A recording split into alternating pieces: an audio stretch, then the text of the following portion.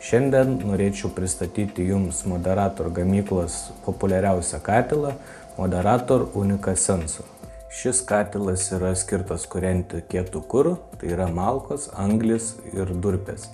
Gali būti naudojamas ir kitas kuras. Katilas pagamintas iš aukštos kokybės slovakiško plieno, skirtas kūrenti tiek anglimis, tiek malkomis, tiek antracitu.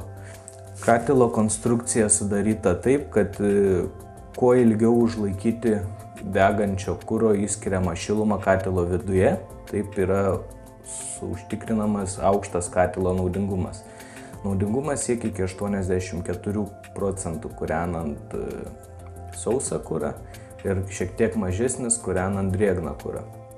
Katilo konstrukcijos viršuje yra sumontuoti 3 vamzdžiai, kurie pirmą absorbuoja šilumą katile, paskui eina per slenksčius 3 ir įeina į kaminą.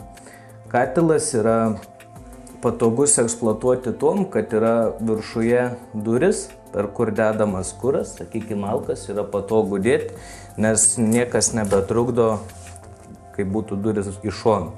Galima taip pat užpilti kurą su kokiu tai kibiru ar šiupeliuku.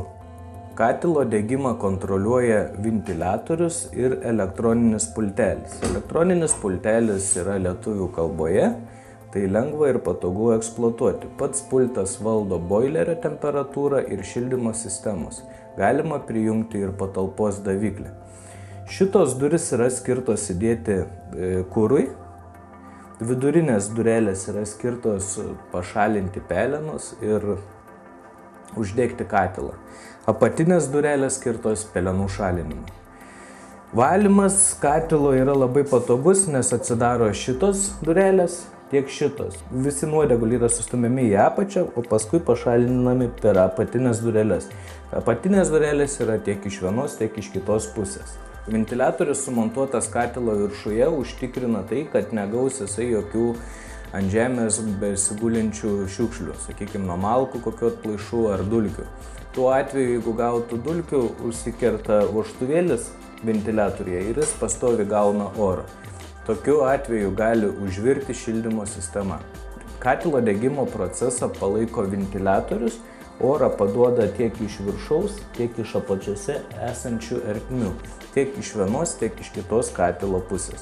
Katilą galima kūrenti tiek iš apačios užkūrus degs į viršų, tiek iš viršaus į apačią degs kaip žvakės principu.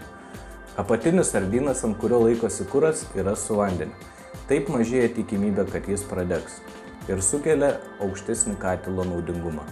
Katilo apačioje yra sumontuotas judantis elementas, kuris padeda pašalinti nuodegalius nuo ardyno. Kūrentant malkomis šit katilą gali išdegti nuo 4 iki 8 valandų, priklauso taip, kaip sudėsite malkas ir kokio medžio ta malka bus. Anglis dega nuo 10 iki 12 valandų. Malkos neturi būti sausos, gali būti pavasario pjovimo, jau rudenį galima kūrenti. Katilui yra suteikiama 3 metų garantija, mes taip pat atliekame garantinio aptarnavimo darbus, servizą.